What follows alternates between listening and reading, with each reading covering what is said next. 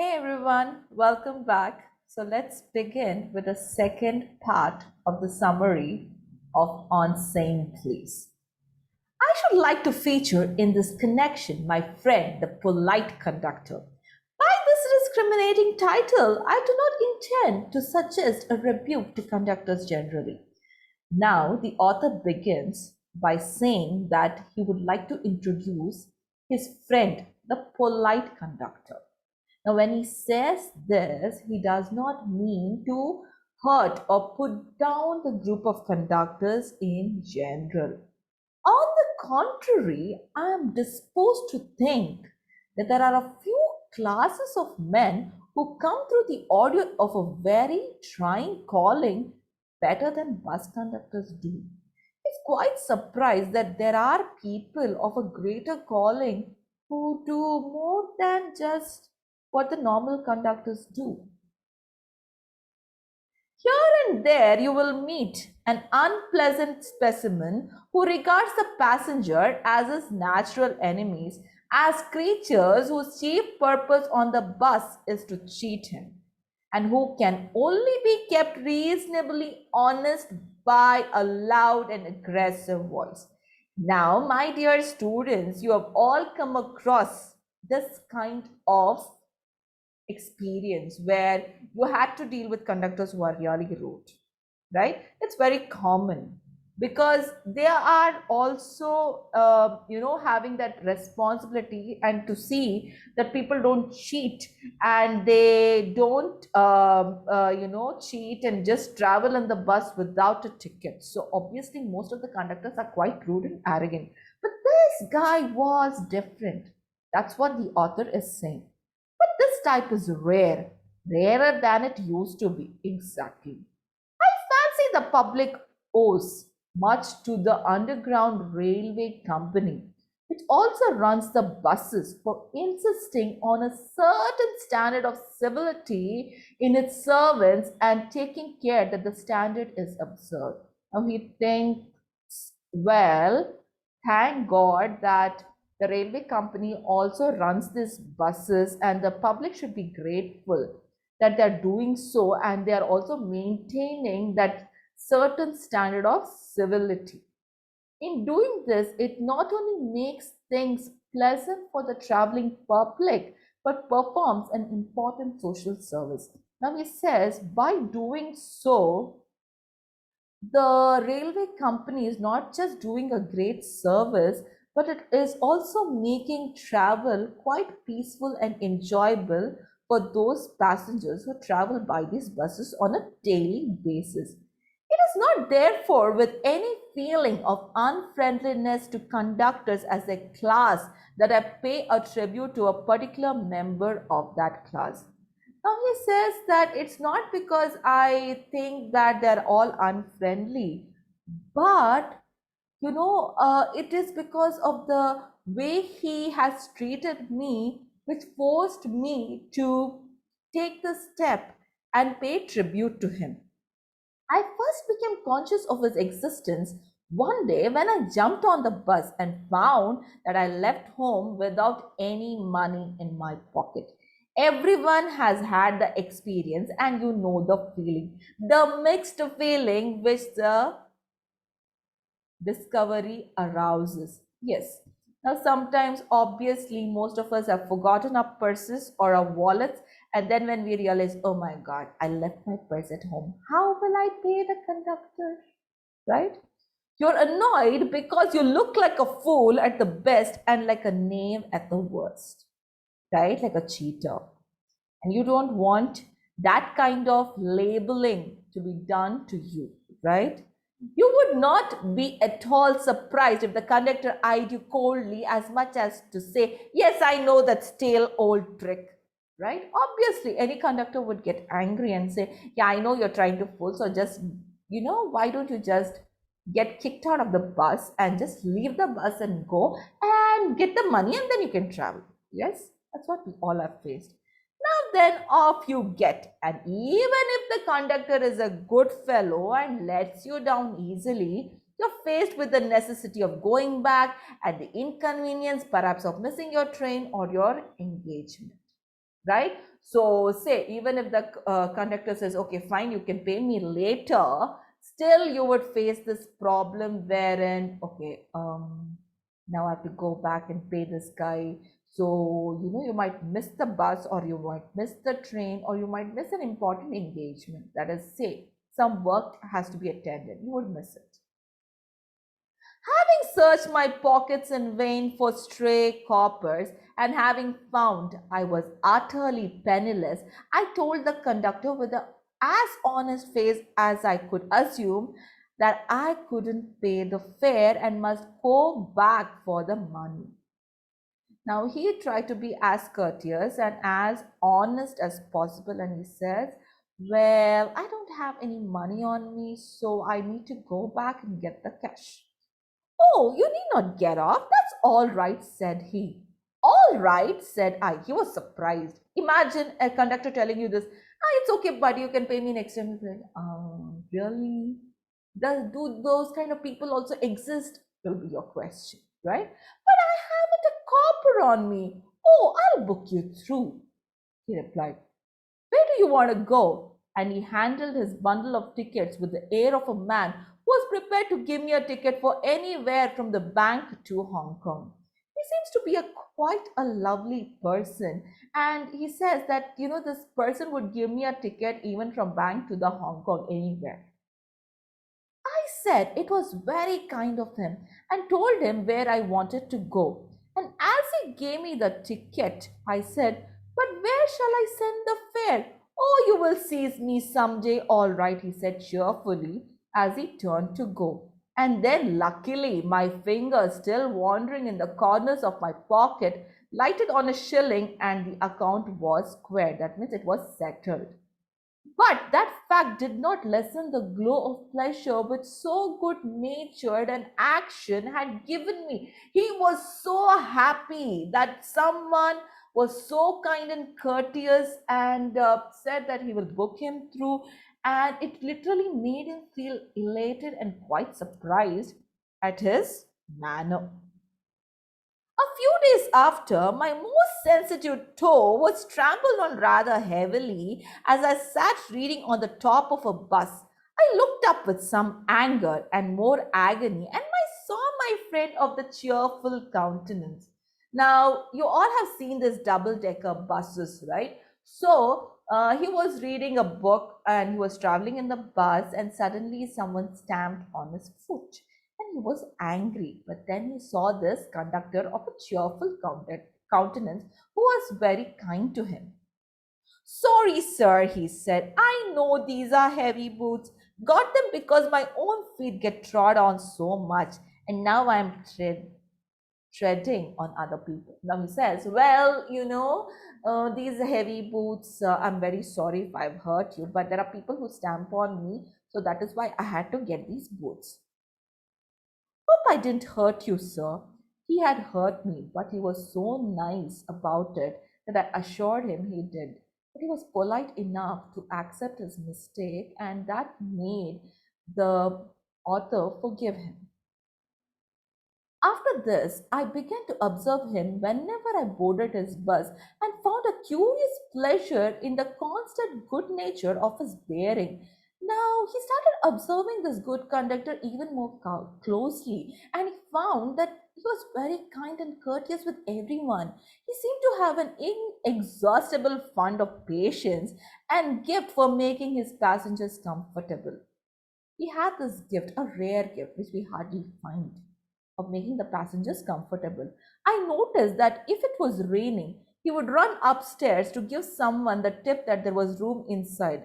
With old people, he was as considerate as a son. With children, as solicitous as a father.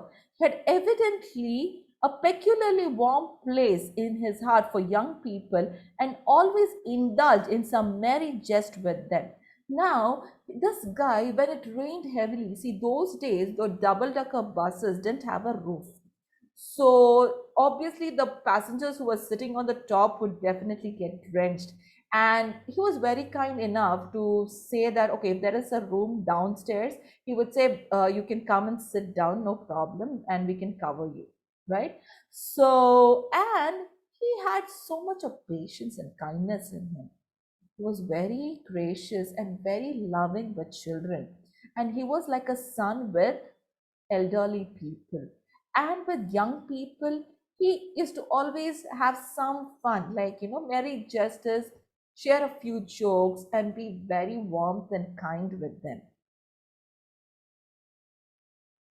If he had a blind man on board, it wasn't enough to set him down safely on the pavement.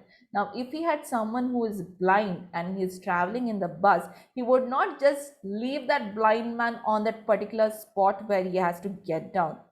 He would call to Bill. Bill is the driver in front to wait while he took him across the road or around the corner or otherwise safely on his way. So, what he did, he made sure that this blind man not only reached his destination but also would reach that particular place where he wanted to go, and only then he would start traveling back with the driver on the bus. He was that kind and courteous. In short, I found that the irradiated such an atmosphere of good temper and kindliness that a journey with him was a journey in learning natural courtesy and good manners. Obviously, people just didn't travel in that bus just for the heck of traveling, but whoever traveled in that bus also learned the importance of good manners. That's what the author is trying to say. What struck me particularly was the ease with which he got his work done. He got his work done very amazingly because he was very kind. If bad manners are infectious, so are good manners. If we encounter incivility, most of us are apt to become uncivil. But it is unusually uncouth person who can be disagreeable with sunny people. Now, those who don't have any regard would definitely not accept what I'm saying, but most of them will definitely agree that as much as bad manners are infectious, so are good manners. If you're being with people who are very good and kind all the time, you would definitely adapt to the same. It is with manners as in with weather. Nothing clears up my spirits like a fine day, said Keats. That is John Keats said. Like, if the day is bright and beautiful, that's what makes me happy. And so it was also a fine weather on the polite conductor's bus, and his own civility, his conciliatory address, and good humored bearing infected his passengers. In lightening their spirits, he lightened his own task. His gaiety was not a wasteful luxury, but sound investment. He also goes on to say, a cheerful person descends on even the gloomiest of us with something of the benediction of a fine day. He says a journey with this conductor will make even the gloomiest person very happy. And this good nature infected the passengers who traveled with him. And it actually made his work easy because he was kind and courteous. The people respected him and would give him the money that was due, and everything went smoothful. So he says his way of working was actually a sound investment in his work. Most of us, we have seen in our own lives that the moment something goes wrong or someone does something bad to us, we just wait to just shout and get even, and we just lose our temper. But this guy had a way of making things right and working in such a way that his work also became easy. I have missed him from my bus route of late, but I hope that only means that he has carried his sunshine to another road. It cannot be too widely diffused in a rather drab world. See, already the world is in utter chaos, but at least some sunshine is being shown by this particular person. And I make no apologies for writing a panegyric of an unknown bus conductor, that is sharing the goodness or praising a person's goodness. Okay, if Wordsworth could gather lessons of wisdom from the poor leech gatherer on the lonely moor, I see no reason why lesser people should not take lessons in conduct from one who shows how a very modest calling may be dignified by good temper and kindly feeling. Now he says, if William Wordsworth could learn something, some wisdom from the leech gatherer, who was a very poor farmer basically. So why should something stop you from learning from this conductor who was very kind and courteous, right? It is a matter of general agreement that the war had a chilling effect upon those little everyday civilities of behavior that sweeten the general air. We must get back those civilities. Now he says because of the war, people have already been rude and arrogant and everything. So we should get back those civilities back so that we become kind and tolerable for each other. We cannot get them back by invoking the law. The law, all the time, we cannot use the law to get courtesy, modesty, kindness, gentleness back, right? The policeman is a necessary symbol, and the law is a necessary institution for a society that is still somewhat lower than angels. That is, we are not in a perfect world, and that is why we need a policeman, we need the law, right? It's very much necessary. But the law can only protect us against material civilities. See, the law can only punish, say, if someone has done something wrong to you, when it comes to physical assault as or has taken your property or something like that, then the law can protect you. But not in terms of discourtesy. Though we have laws today wherein in a particular workplace, if someone is being rude and arrogant or hurting someone, obviously you have laws which says that if you're going to do this again, you'll be kicked out of the company or the workplace. But the law will not punish unless and until it finds it sensible. Even if you're rude, it may say that you're an ill-mannered person, but not to the extent of punishing you. But that is no excuse, he says, because what we need in today's society is having civility. That's what counts.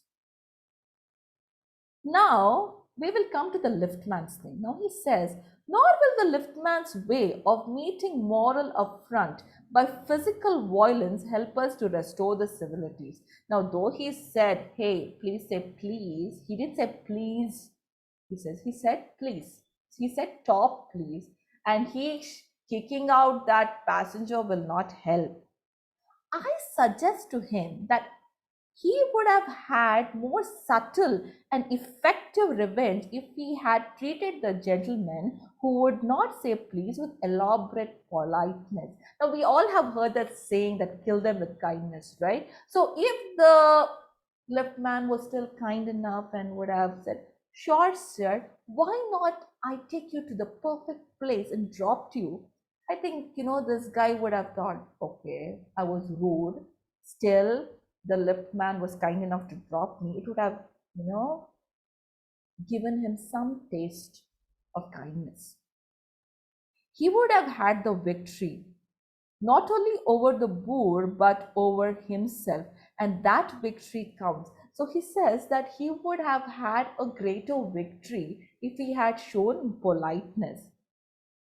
The polite man may lose the material advantage, but he always has the spiritual victory.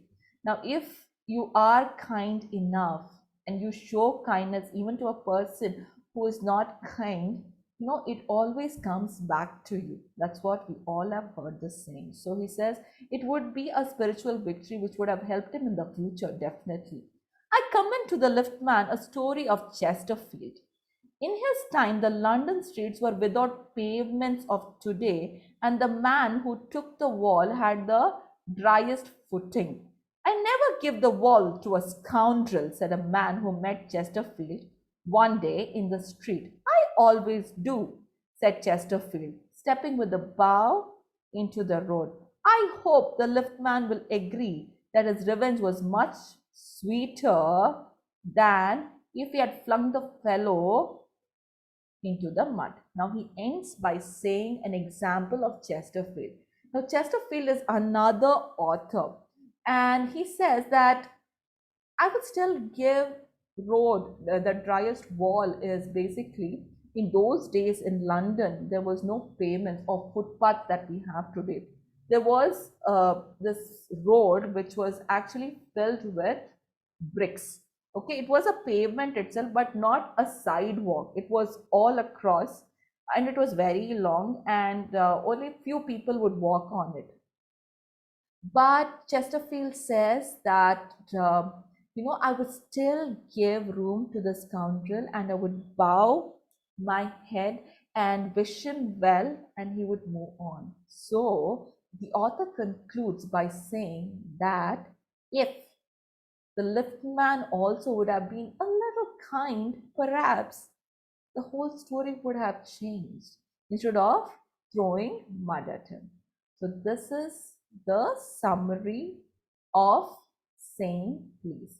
Now, dear students, if you have any doubts, any queries, you want the summary, you can always write to me and I'll be happy to help you. And you can even join my classes in case you want to learn this better with themes and everything. I will definitely be happy to help you.